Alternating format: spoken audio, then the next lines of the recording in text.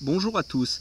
Alors on a souvent l'habitude de dire qu'un détecteur haute fréquence est plus performant pour détecter des cibles difficiles en terrain pollué de ferreux, c'est-à-dire des fines monnaies ou des monnaies très petites, proches de petits ferreux.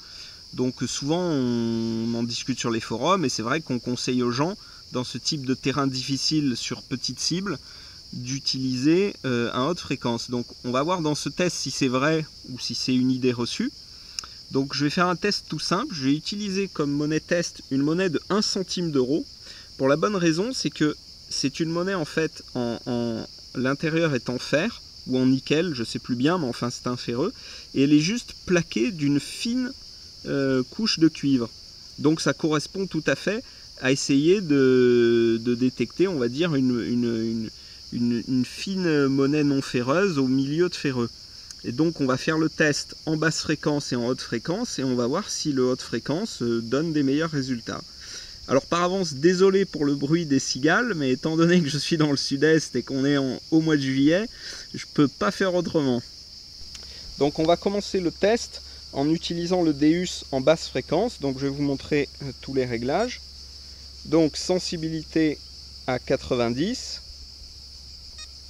fréquence 4 kg, donc la plus basse fréquence, volume fer à 0 pour la clarté du test, réactivité 2, ça on ne le changera pas. Hein.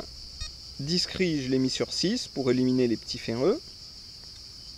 Qu'est-ce que je vous ai pas montré? Sensibilité c'est bon, fréquence 4 kg c'est le plus important, volume fer à 0, c'est parti.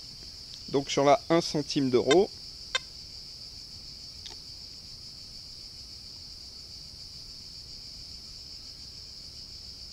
vous voyez, ça produit absolument aucun son, enfin un crachotement de temps en temps, mais rien de...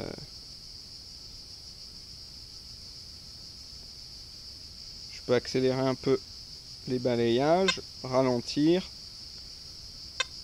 vous voyez, un crachotement de temps en temps. Donc maintenant, on reste sur les mêmes réglages, sauf qu'on va, comme vous vous en doutez, augmenter la fréquence à 8 kg, par si déjà ça change quelque chose.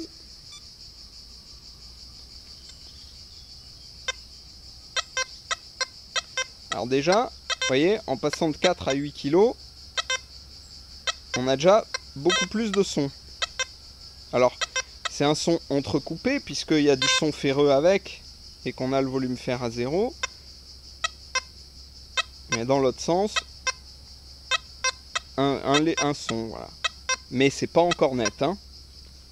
Et maintenant, on va, bien sûr, passer la fréquence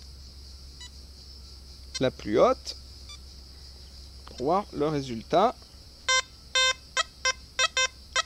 Et là, vous voyez que ça sonne quand même... Alors, il y a des petits crachots, c'est entrecoupé, bien sûr, parce qu'il y a quand même du fer dans la monnaie. Mais vous voyez que le résultat est quand même bien meilleur. Je peux augmenter la vitesse de balayage, la réduire.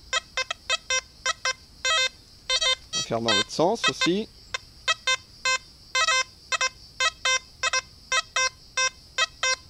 Voilà.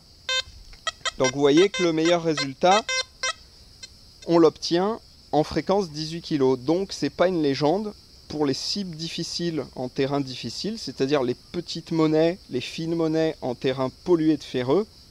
Un haute fréquence donnera de bien meilleurs résultats qu'un basse fréquence. Donc encore une fois, c'est l'utilité d'avoir un détecteur à plusieurs fréquences. Voilà, donc vous pouvez faire le test par vous-même. Si vous avez un détecteur basse fréquence, vous pouvez faire le test sur la monnaie de 1 centime d'euro. Et vous verrez que ça sonne pas ou alors très très mal comparé à un haute fréquence. Allez, à bientôt pour un nouveau test.